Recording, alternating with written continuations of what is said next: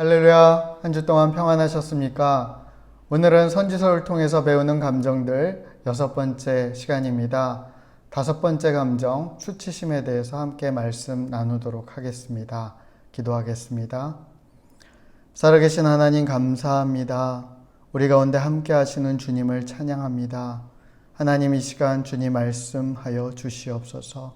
하나님께서 우리를 창조하신 그 본연의 아름다운 모습을 회복하는 시간 되게 하시고 하나님의 온전하신 그 샬롬을 향해서 나아가는 시간 되게 하여 주시옵소서. 오늘도 친히 말씀하실 주님을 소망합니다. 살아계신 예수 그리스도 이름으로 기도합니다. 아멘. 오늘 본문 말씀은 에스겔 39장 26절에서 27절 말씀입니다. 그들이 그 땅에 평안히 거주하고 두렵게 할 자가 없게 될 때에 부끄러움을 품고 내게 범죄한 죄를 뉘우치리니 내가 그들을 만민 중에서 돌아오게 하고 적군 중에서 모아 내어 많은 민족이 보는 데에서 그로 말미암아 나의 거룩함을 나타낼 때라. 아멘. 오늘은 수치심에 대해서 함께 나눌 텐데요. 지난주 설명드린 것처럼 수치심은 두려움과 함께 하나님께는 없지만 하나님께서 사람들에게 피조물이기 때문에 가질 수밖에 없는 그 한계 상황 속에서 이 감정들을 통해서 더 온전함으로 나아갈 수 있도록 하나님께서 허락하신 감정입니다. 이 수치심은 특별히 우리의 어떤 정체성, 우리의 나됨과 연관된 감정이고 그냥 한마디로 쉽게 이야기하면 내가 어떤 수준에 도달하지 못했다, 내가 뭔가 부족하다 느끼는 어떤 부끄러운 감정이라고 할 수 있습니다. 요즘 작금의 상황들을 보면서 목사로서 그리고 이 시대의 그리스도인으로서 교회로서 부끄럽고 정말 안타까운 감정을 피할 수가 없습니다. 참 답답하고 어려운 이 상황 속에서 우리가 정말 온전히 느껴야 되는 수치심이 무엇이고 또 그것을 통해서 하나님께서 우리에게 주시는 메시지는 무엇이고 우리가 그것을 딛고 일어났을 때 어떤 일들이 일어나는지 오늘 함께 말씀을 통해서 우리가 배우고자 합니다. 예레미야 6장 15절 말씀입니다. 그들은 역겨운 짓을 하고도 부끄러워할 줄을 모른다. 수치를 알지도 못하고 얼굴을 붉힐 줄도 모른다. 그러므로 그들은 쓰러질 것이다. 내가 그들에게 벌을 내릴 때 그들은 멸망할 것이다. 나 여호와의 말이다.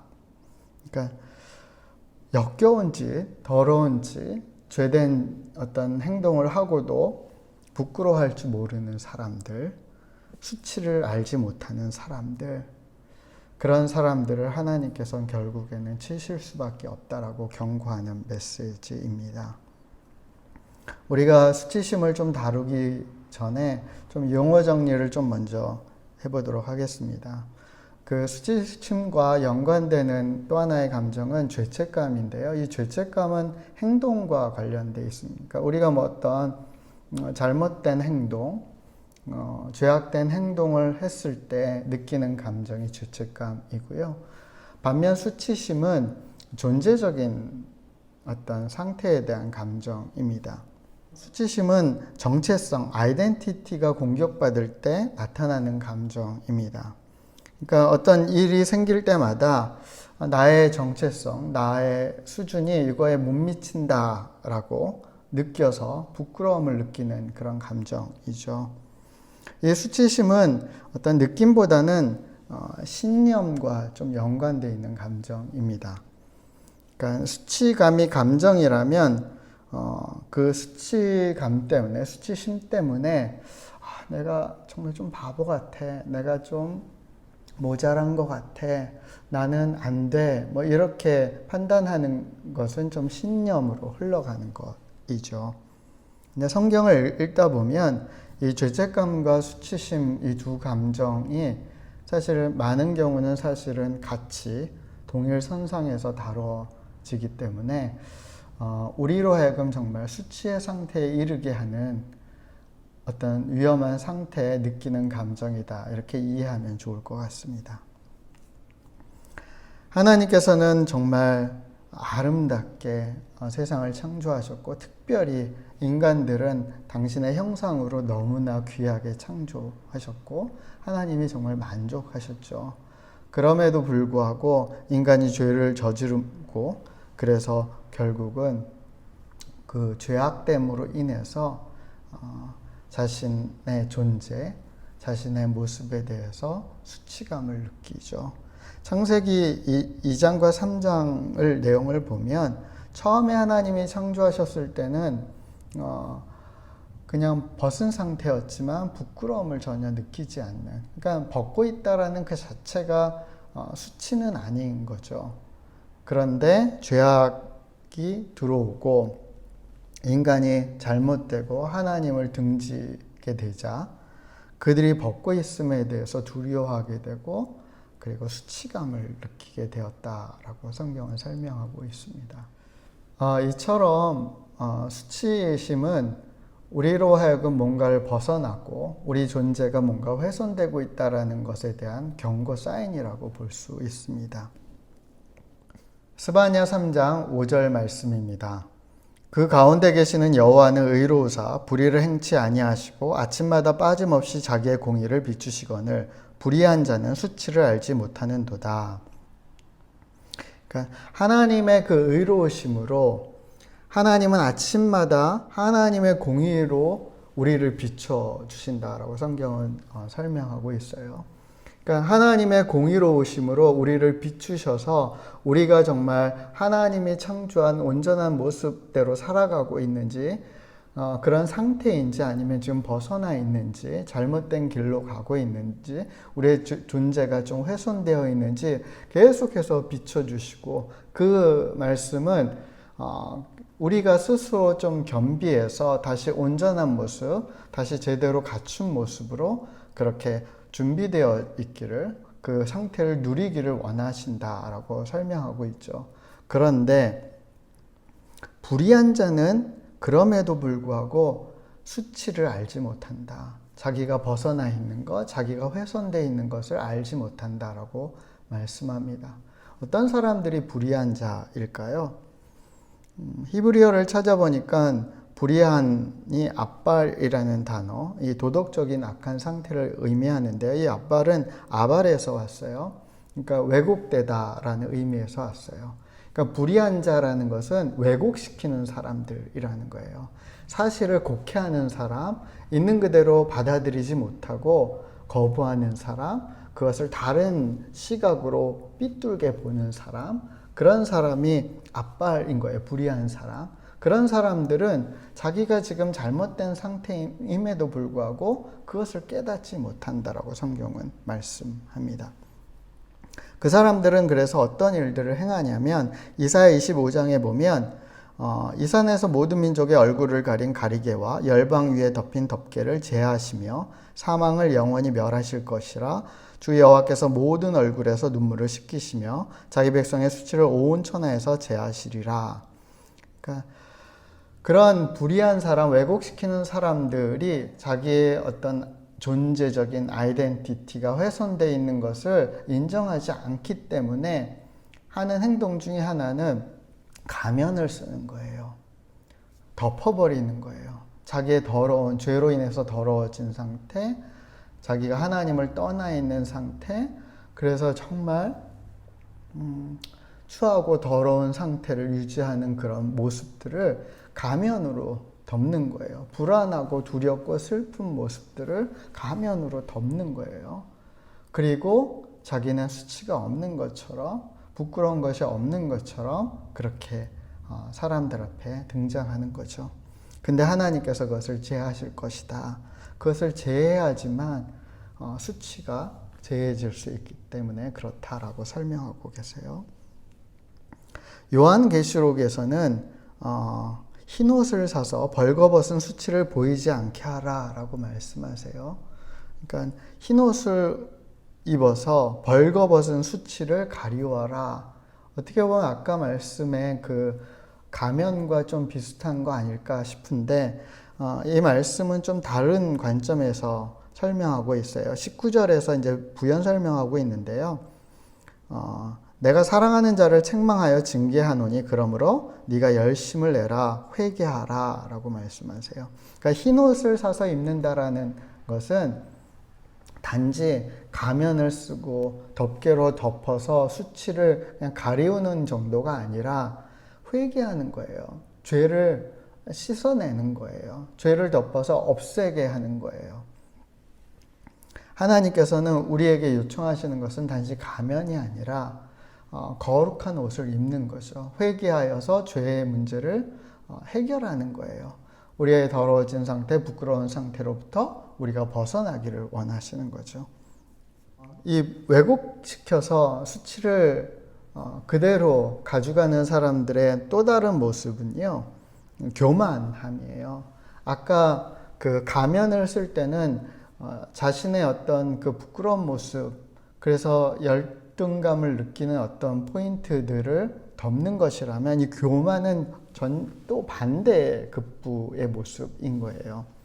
이 교만한 상태는 어떤 것이다 라고 11절에 설명하냐면 네가 내게 범죄한 모든 행위라고 설명해요. 이 교만은 하나님의 창조함을 받은 사람들이고 하나님과 더불어 살아갈 수밖에 없고 하나님에 의존해서 하나님으로 말미암아 하나님과 소통 속에서 살아가야 될 인간이 아니야, 나는 그것을 끊어버리고 벗어나서 나 혼자 올라설 수 있어 라고 여기는 거죠. 하나님을 무시하는 거예요. 하나님을 불신하는 거예요. 하나님의 창조하심에 대해서 끊어내고 그것에서 인정하지 않는 것, 그것이 이제 교만인데 이 교만은 하나님을 향한 범죄 행위다라고 말씀해요.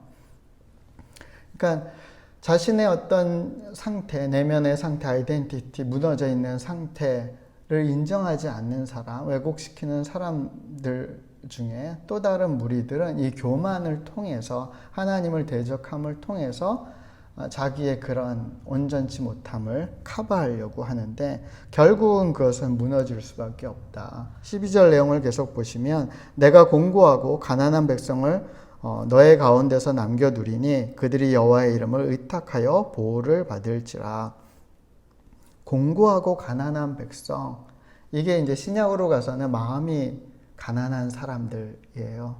그러니까 마음이 가난해서 뭔가를 진실한 것을 구하고 하나님을 찾고 12절 표현으로 이야기하면 여호와의 이름을 의탁하는, 의지하는 사람들, 하나님으로부터 선한 것을 받기를 염원하고 갈망하고 그것을 스폰지처럼 빨아들이는 사람들, 그런 사람들은 보호를 받고 수치를 당하지 않을 거다라고 설명합니다.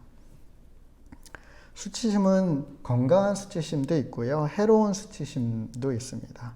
이 건강한 수치심은 우리가 인간이고 한계를 가졌다는 것을 인식하고 그래서 하나님으로 말미암아 온전한 상태로 나아갈 수 있도록 허락하는 것이 건강한 수치심이고요. 해로운 수치심은 우리의 하나님으로 말미암는 어떤 정체성을 늘 공격하고 그것으로부터 거짓된, 왜곡된 어떤 모습으로 꾸미는 그런 수치심이에요. 그래서 우리는 이 해로운 수치심을 없애고 건강한 수치심으로 말미암아 수치를 당하지 않도록 할 필요가 있는 거죠. 칼 로저스라는 내담자 중심의 상담요법을 창시한 심리학자인데요.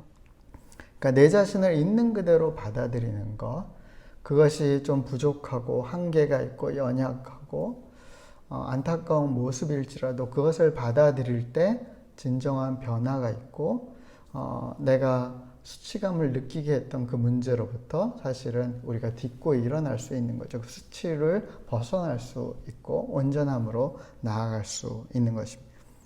구약을 읽어보면 이 수치에도 역사가 있더라고요. 여호수아 5장 9절입니다. 내가 오늘 애굽의 수치를 너희에게서 떠나가게 하였다. 그래서 이 수치를 다룰 때 가장 대표적으로 상징적으로 표현되는 게 이 애굽의 수치, 이집트에서의 수치예요. 우리가 잘 아는 것처럼 이스라엘 백성들이 애굽에서 오랫동안 노예 생활을 했죠. 시대적인 상황, 정치적인 상황에 의해서 노예가 될 수밖에 없는, 그래서 노예로 태어나고 노예로 죽는, 그것이 그들의 정체성이 되었고, 그 역사적인 아픔이 결국은 그들 안에 노예 근성이라는 어떤 아이덴티티를 갖게 만들었죠.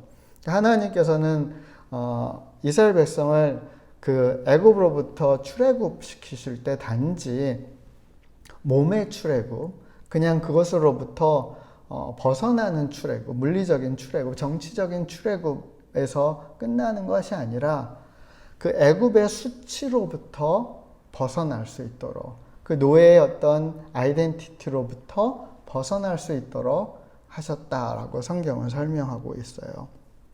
그럼에도 불구하고 이스라엘 백성들은 끊임없이 이 애굽에 대한 갈망, 다시 애굽으로 돌아가서 애굽으로 말미암아서 생존하려고 하고, 애굽으로 말미암아서 힘을 얻으려고 하고, 애굽으로 말미암아서 거기에 종속되어서 살려고 하는 끊임없는 어떤 자기 정체성을 추구하는 모습들을 보게 돼요. 그것에 대해서 하나님께서는 금하시고 경고하시는데, 이사야 30장 말씀이 그런 거죠.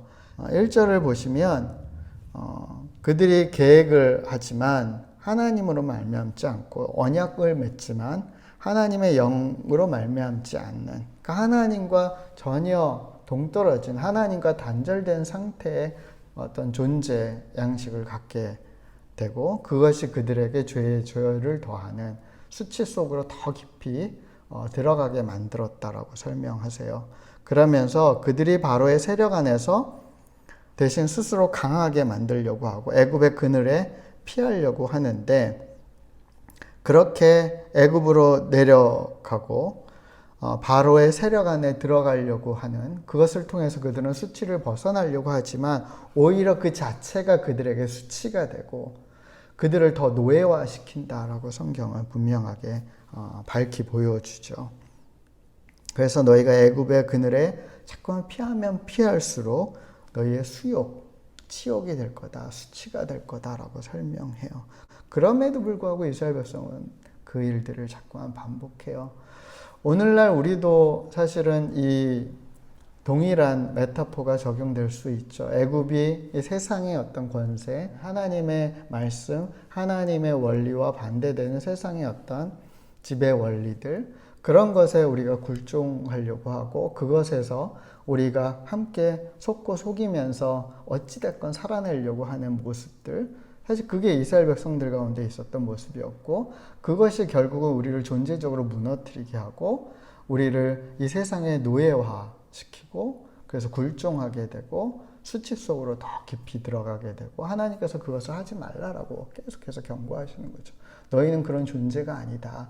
그런 것에 매여서 살아갈, 굴종해야 된 그런 노예 같은 인생을 살아가야 될 존재가 아니고, 내가 너희를 자유케 하기 위해서 대가를 지불했다. 내가 죽기까지 너희를 사랑했고 너희를 구했는데 왜 여전히 그것에 굴종하려고 하는가라고 하나님 우리에게 말씀하시는 거죠. 예레미야 17장입니다. 이스라엘의 소망이신 여호와여, 무릇 주를 버리는 자는 다 수치를 당할 것이라. 무릇 여호와를 떠나는 자는 흙의 기록이 되오리니 이는 생수의 근원이신 여호와를 버림이니라. 그러니까 무릇 주를 버리는 사람이 다 수치를 당할. 그러니까 우리는 여호와 하나님 안에서 벗어남을 통해서 자유를 누리고 우리가 수치를 벗어나는 것처럼 착각할 수 있지만, 오히려 우리의 나됨은, 우리가 처음 시작되면 하나님으로부터 시작되었고 우리의 뿌리가 하나님께 있기 때문에, 우리의 근원이 하나님께 있기 때문에 사실 우리가 그 뿌리를 잘라내고 우리의 근원을 파내고 우리가 벗어나면 오히려 우리는 말라버리게 되고 우리는 시들어버리게 되고 우리의 삶은 벗어나서 죄악에 빠지게 되고, 그래서 수치에 도달할 수밖에 없음에 대해서 밝히 말씀하죠. 그래서 14절에 예레미야는 여호와여, 주는 나의 찬송이시오니 나를 고치소서. 그리하면 내가 낫겠나이다. 나를 구원하소서. 그리하시면 내가 구원을 얻으리라. 그래서 하나님 앞에 다시금 나아가 하나님께 고쳐달라고, 구원해달라고, 나를 온전케 다시 회복해달라고 생수의 근원이신 여호와 하나님께 기도합니다. 예레미야 51장입니다. 이 우상은 거짓된 것이고 거기엔 생명도 없고 헛된 것이고 그 자체가 조롱거리, 수치이기 때문에 우리가 우상을 만들어내고 그래서 우상을 숭배하고 우상과 나를 동일시하면서 그래서 내가 뭔가 좀 다른 존재처럼 느끼고 그리고 내 어떤 부족한 상태, 뭔가 무너져 있는 상태를 우상을 통해서 채우려고 하는 시도를 하는데 그것이 오히려 우리를 수치로 가득 채워버리는 거죠. 18절 말씀해 보면 그래서 이 우상, 이 거짓된 우상, 이 헛된 우상, 이 수치스러운 우상을 따르는 사람은 하나님께서 징벌하실 때 결국은 멸망하게 될 것이다 라고 말씀하세요. 그러면서 19절에서 야곱의 분깃, 그러니까 야곱의 몫은 그와 같지 아니한데 그는 만물을 지으신 분이고 만군의 여호와시다 라고 그러니까 사실 우리의 분깃은 우리의 몫은 우리를 가득 채우고 우리의 존재를 온전케 할 분은 만군의 여호와 하나님이시다. 자랑스러운 영광스러운 하나님이시다 라고 말씀합니다. 여러분, 우리가 어떤 내면의 무너짐, 어떤 아이덴티티의 무너짐, 그래서 내 안에 어떤 수치적인 상태, 존재적인 상태, 이거를 어느 선까지는 우리가 사실은 왜곡시킬 수 있고 가리울 수 있고 감출 수 있죠. 가면을 쓰거나 애굽, 그 세상의 권세에 내 자신을 함께 참여시키거나 아니면 우상을 만들어 섬기거나 이런 방법들을 하지만 정말 위기가 찾아오고 인생의 고통과 고난이 찾아올 때 그래서 내 존재적인 연약함이 드러나게 되면 사실 더 이상은 그 왜곡을 할 수가 없는 거죠.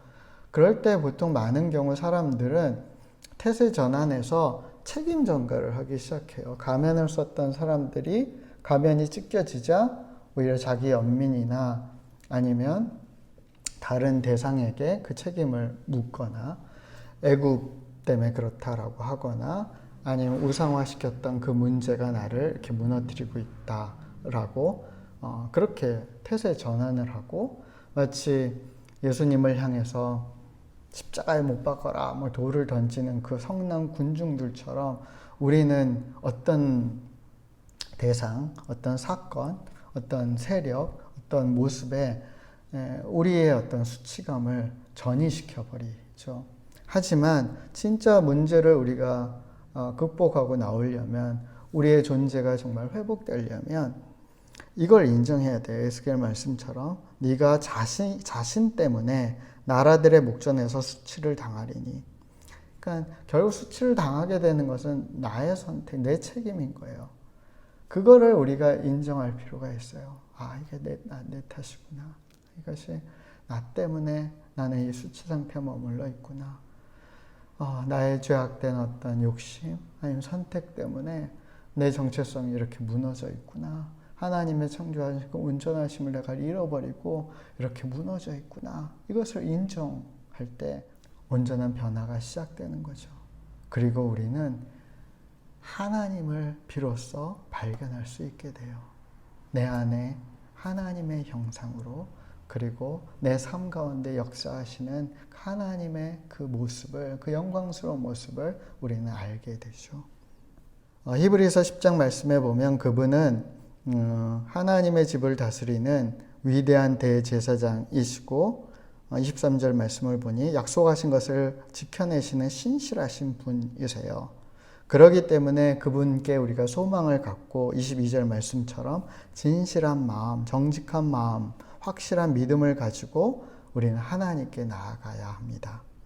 우리는 죄책감에서 깨끗해지고 자유로워졌으며 맑은 물로 몸이 깨끗해졌어요. 그러니까 하나님께 나아가게 되면 이 죄책감 그리고 수치감으로부터 우리를 씻는 시간들을 가질 수 있는 거죠.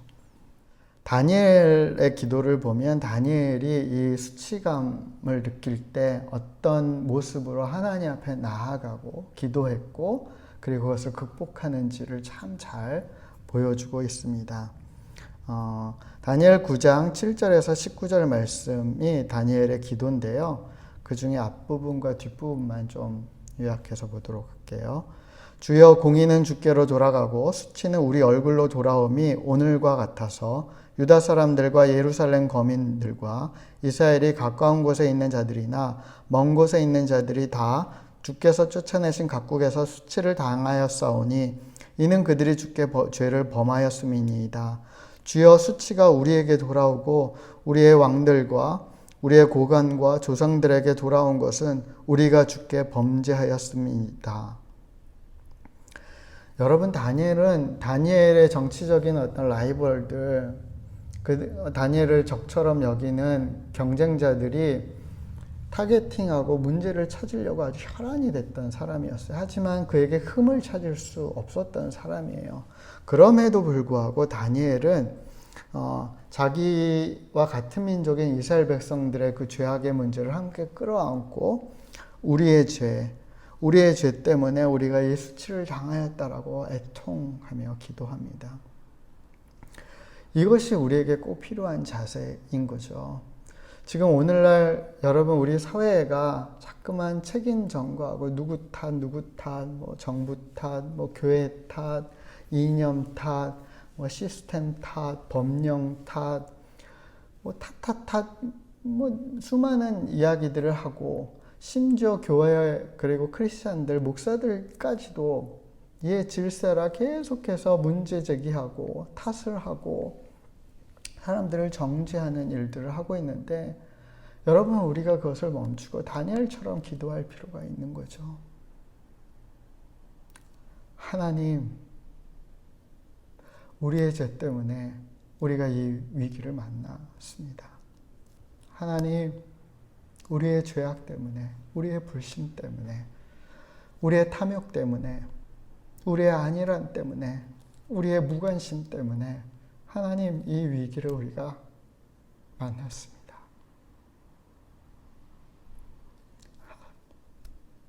하나님, 더 이상 우리가 이 어려움 속에서, 이 무너짐 속에서, 이 찢어짐 속에서 나의 이 수치를 다른 사람들에게 전이시키고 책임을 전가하는 일을 하지 않고,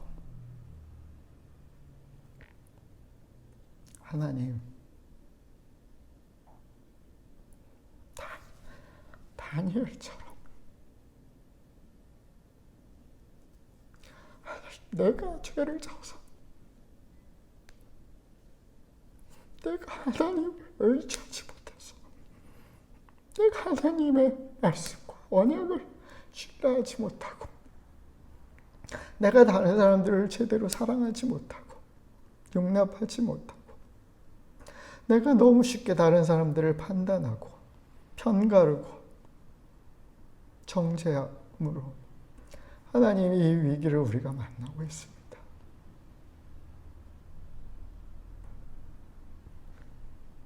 하나님, 우리를 용서해 주십시오. 교회가 조롱거리가 되는 이 수치스러운 상황 속에서 우리를 불쌍히 여겨주시고, 하나님, 교회가 왜 우리만 갖고 이러냐라고 항변할 게 아니라, 하나님, 우리가 무릎 꿇고 회개하며 주 앞에 나아갈 수 있도록 주님, 우리를 불쌍히 여겨주시옵소서.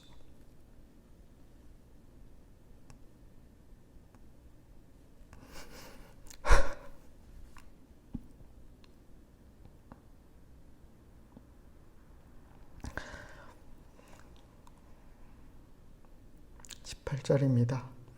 나의 하나님이여, 귀를 기울여 들으시며 눈을 떠서 우리의 황폐한 상황과 주의 이름으로 일컫는 성을 보옵소서. 우리가 주 앞에 간구하는 것은 우리의 공의를 의지하여 하는 것이 아니요 주의 큰 궁유를 의지하여 함이니이다. 우리가 이렇게 간구할 수 있는 것은 우리의 어떤 공의, 우리의 어떤 의로움, 우리의 정의 때문이 아니라 주님의 큰 긍휼에 의지해서 주님이 자비하신 분이기 때문에 우리가 그것을 의지해서 나아갈 수 있습니다. 그래서 19절 주여 들으소서 주여 용서하소서 주여 귀를 기울이시고 행하소서 지체하지 마소서 나의 하나님이여 주 자신을 위해서 하시옵소서 이는 주의 성과 주의 백성이 주의 이름으로 일컫는 바 됨이니이다. 주님 우리를 용서해 주십시오. 우리가 잘못했습니다. 주님 제가 잘못했습니다. 목사들이 너무 잘못했습니다. 탐욕스러웠습니다. 하나님 우리 크리스찬들이 너무나 이기적이었습니다. 우리가 너무 하나님을 벗어나서 우리가 잘난 것처럼 살았습니다. 하나님 그래서 우리가 이렇게 황폐한 상황을 만났습니다. 지체하지 마시고 우리를 도와주세요. 하나님 우리는 어쩔 수 없는 사람들이지만 주님 당신을 위해서라도 우리를 회복시켜 주십시오. 우리는 주님의 이름으로 일컫는 당신의 백성들입니다.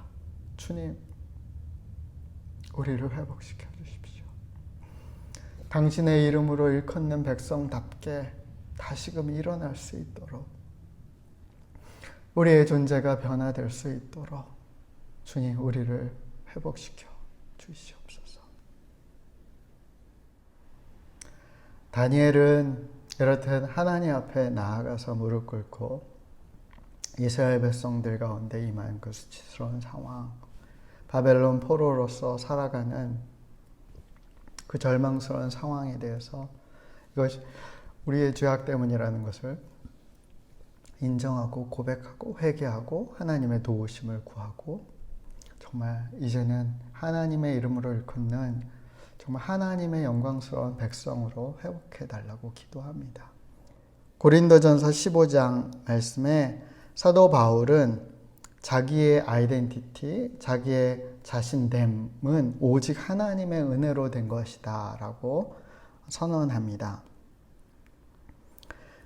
나의 나됨은 내가 맨 나중에 만삭되지 못해서 태어난 사람 그런 부끄러운 모습 때문에 내가 지금 이런 모습도 아니고 사도 중에 가장 작은 자 그것이 나의 아이덴티티도 아니고 내가 과거에 잘못한 것 교회를 박해하고 그래서 사도라 칭함을 받기에도 정말 부끄러운 과거를 갖고 있는 모습이 그것이 나의 지금 아이덴티티를 이루는 새 하나님으로부터 온 새 정체성을 갖고 있는 것을 훼손시킬 수 없다는 거예요.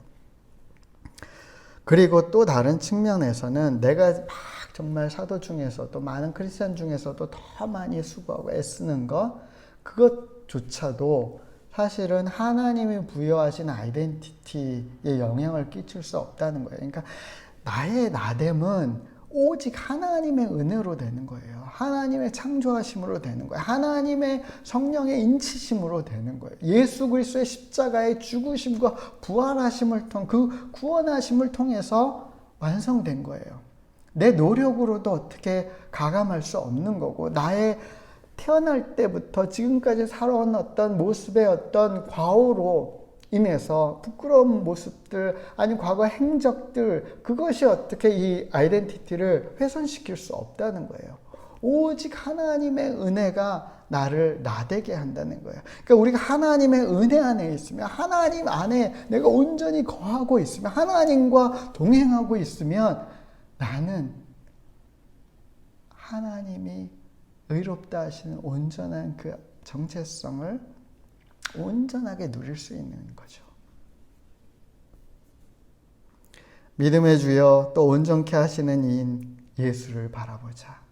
사랑하는 여러분, 그래서 우리가 해야 될 것은 믿음의 주, 우리가 정말 믿고 따라야 될 분, 그리고 나를 정말 온전케 하시는 예수 그리스도를 바라보는 것입니다.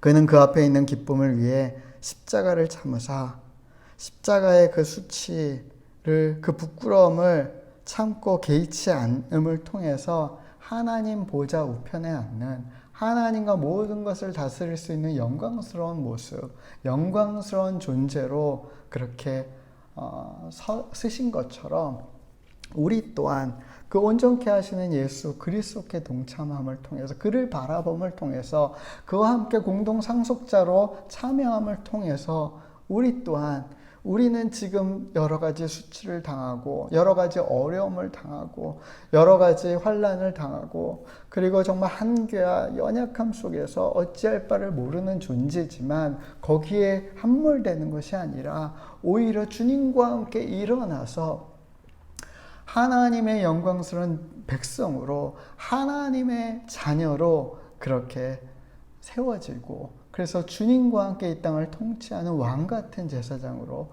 일어날 수 있는 것입니다. 죽은 자들의 부활도 이와 같습니다. 썩을 몸을 심지만 썩지 않을 몸으로 다시 살아납니다. 비천한 몸을 심지만 영광스러운 몸으로 다시 살아납니다. 약한 몸을 심지만 능력 있는 몸으로 살아납니다. 그것이 하나님께서 우리에게 예수 그리스도의 죽으심과 부활하심을 통해서 우리에게 주신 정체성, 아이덴티티인 거예요. 우리 지금 몸은 썩을 몸이지만 썩지 않은 몸으로 다시 세워지게 되고, 비천하고 부끄러운 몸이지만, 그런 상태이지만 영광스러운 존재로 만들어주시고, 연약하고 무력하지만 하나님의 권능을 입은, 하나님의 권능으로 일어나는 주의 백성들로 일어나게 하실 거다라고 선언하고 있습니다. 그것이 저와 여러분의 아이덴티티인 것입니다. 사랑하는 여러분, 이 수치심을 통해서 우리는 하나님이 부여하시는 새로운 아이덴티티로 들어갈 필요가 있습니다. 여러분, 수치심을 느끼지 않으려고 수치 속에 머물고 수치를 가리우고 왜곡시키는 일들을 이제는 멈추시고, 오히려 이 수치심 가운데서 주님의 구원하심을 바라보고, 이 수치심 속에서 하나님께서 나를 어떻게 온전하게 회복시키시는지를 바라보고, 예수 그리스도를 통해서 완성하신, 온전케 하신 나의 새롭게 나됨이, 하나님의 은혜로 새로워진 나됨이 무엇인지를 바라보고, 주님 안에서 참된 나, 주님 안에서 진정한 나, 그것을 회복하는 그런 놀라운 은혜의 시간으로 우리가 다 같이 나아가기를 간절히 소원합니다. 그들이 그 땅에 평안히 거주하고 두렵게 할 자가 없게 될 때 부끄러움을 품고 내게 범한 죄를 뉘우치리니, 내가 그들을 만민 중에서 돌아오게 하고 적군 중에 모아내어 많은 민족이 보는 데에서 그들로 말미암아 나의 거룩함을 나타낼 때라. 아멘. 우리가 주님 안에 거하기 시작할 때, 그래서 평안을 누렸고 우리가 주님을 경외하고 주님을 두려워함으로 말미암아 더 이상 다른 것들을 두려워하지 않게 될 때, 그럴 때 우리가 이 부끄러움, 이 수치심을 품고, 내가 이런 죄악을 저질렀구나, 내가 이런 죄된 상태에 머물고 있구나, 그런 부끄러움을 품고, 그래서 하나님 내 이 죄를 용서해 달라고 기도하고 이것을 뉘우치고 회개함을 통해서 많은 사람들 보는 앞에서 더 이상 그 수치 가운데 있는 것이 아니라 이제는 하나님의 거룩함을 드러내는, 하나님이 거룩하신 것처럼 우리가 거룩하게, 하나님이 영광스러운 것처럼 그렇게 영광스럽게 일어나게 하실 것이다 라고 성경은 분명하게 우리에게 약속하십니다. 사랑하는 여러분, 지금 당장 우리는 수치감을 느끼지만 우리는 거기에 머물 사람들이 아니라, 거기에 갇혀 있을 사람들이 아니라, 오히려 그 사인을 통해서 하나님의 온전하심으로 나아가고, 하나님의 회복하심으로 나아가고, 하나님의 구원하심으로 나아가고, 하나님의 영광스러움으로 나아가고, 하나님의 그 영원한 생명으로 나아가서 일어나 세상에 빛을 발하는 주의 백성들이 될 줄 믿습니다. 주의 백성들아 일어나 빛을 발하라. 주님은 오늘 우리에게 그렇게 분명하게 말씀하십니다. 사랑하는 여러분, 영광의 빛을 발합시다. 우리 존재가 예수 그리스도와 같아져서, 예수 그리스도를 닮아져서 우리가 예수님처럼 사랑의 빛을 발합시다. 은혜의 빛을 발합시다. 선함의 빛을 발합시다. 용서의 빛을 발합시다. 용납의 빛을 발합시다. 정말 중보의 빛을 발합시다. 은혜의 빛을 발합시다. 회복의 빛을 발합시다. 구원의 빛을 발합시다. 우리가 그렇게 빛을 발할 때, 영광스러운 존재로 화할 때 하나님이 이 땅을 고쳐주실 것입니다. 사랑하는 여러분, 저와 여러분은 그런 존재로 지음받은 사람들입니다. 우리 하나님께서 우리를 어떻게 하셨는지, 어떻게 지으셨고, 어떻게 변화시키시고, 어떻게 구원하셨는지 오늘 우리가 분명히 주 앞에서 발견하고 주 앞에 헌신하는 결단을 하게 되길 간절히 소원하고 예수의 이름으로 축원합니다. 기도하겠습니다. 살아계신 하나님 감사합니다. 우리의 수치를, 우리의 연약함을, 우리의 죄악됨을 불쌍히 여겨주시고 치유하여 주시고 씻어주시고 더 이상 거기 머무는 자들이 아니라 하나님 그 안에서 정말 통회하고 회개하고 돌이켜서 하나님의 그 거룩하심으로 나올 수 있도록 도와주시옵소서. 하나님의 그 초대에 응해서 영원한 생명, 그 부활의 그 거룩함으로 나오게 하여 주시옵소서. 그래서 하나님 사회 가운데 있는 그 수치스러운 모습, 황폐하고 무너져 있는 모습을 치유하고 회복하는 주님의 왕 같은 제사장, 하나님의 일꾼 되어서 이 땅을 고치는 일에 쓰임받게 하여 주시옵소서. 한국교회가 그렇게 회복되게 하여 주시옵소서. 일어나 빛을 발하게 하여 주시옵소서. 우리의 자녀들이 믿음으로 그렇게 멋지게 일어나는 주의 사람들 되게 하여 주시옵소서. 주님을 소망하고 주님을 기대하고 주님을 찬양합니다. 살아계신 예수 그리스도 이름으로 기도합니다. 아멘. 사랑하는 여러분, 우리는 주님의 백성입니다. 주님의 사람들입니다. 우리 한 주 동안 세상의 빛으로 살아갑시다. 축복합니다.